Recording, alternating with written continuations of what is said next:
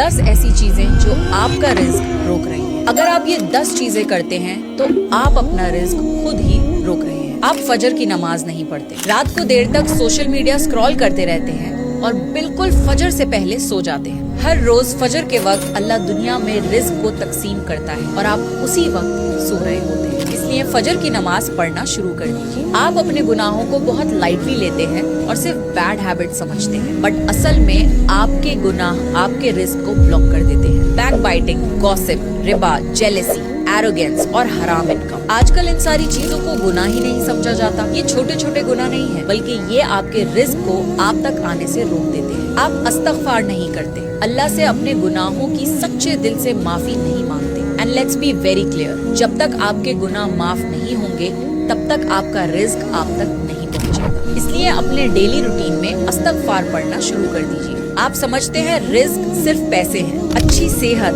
सुकून की नींद, अच्छे माँ बाप, मोहब्बत करने वाला लाइफ पार्टनर और आंखों को ठंडक देने वाली औलाद, ये सब अल्लाह का दिया हुआ रिस्क है। आप शुक्र नहीं करते। अल्लाह की दी हुई छोटी छोटी नेमतों का शुक्र अदा करना शुरू करिए और आपका रिस्क बढ़ना शुरू हो जाएगा। इसका वादा तो अल्लाह ने खुद कुरान में भी किया है। आप जिक्र नहीं करते, सबको याद रखते हैं, पर अपने रब को भूल जाते हैं। जरा खुद से सोचिए, दिन भर में आप अल्लाह को कितनी दफा याद करते हैं। अल्लाह से मदद तो चाहिए, पर अल्लाह से कोई कनेक्शन ही बिल्ड नहीं किया तो आपकी दुआएं कैसे कबूल होंगी। आप सदका नहीं देते। सदका वेल्थ को अनलॉक करता है। अगर आप सदका देना शुरू कर दें तो आपके रिस्क में बरकत आना शुरू हो जाएगी और इसका वादा अल्लाह ने कुरान में भी किया है। इसलिए जब भी कोई इनकम आए उसका थोड़ा सा हिस्सा सदके में जरूर निकालिए। आप अपनी हालत की बजाय हालात को ब्लेम करते हैं। लोग समझते हैं कि उनका risk economy, bad luck, job market या कनेक्शन की वजह से ब्लॉक हो रहा है। नहीं, रिस्क किसी बाहर की वजह से नहीं रुकता, बल्कि आपके दिल का जो हाल है उससे ही आपका रिस्क डिसाइड होता है। आप भूल गए हैं कि आपका रज़्ज़ाक अल्लाह है। अल्लाह को आप तक आपका रिस्क पहुंचाने के लिए किसी की जरूरत नहीं। अल्लाह असबाब का मोहताज नहीं है, असबाब अल्लाह के मोहताज है। इसलिए इस बात को समझ जाइए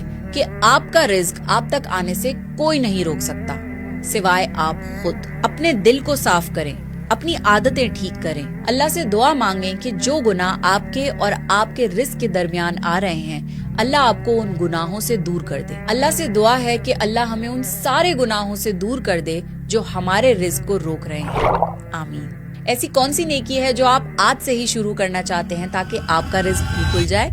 कमेंट करके बताइए।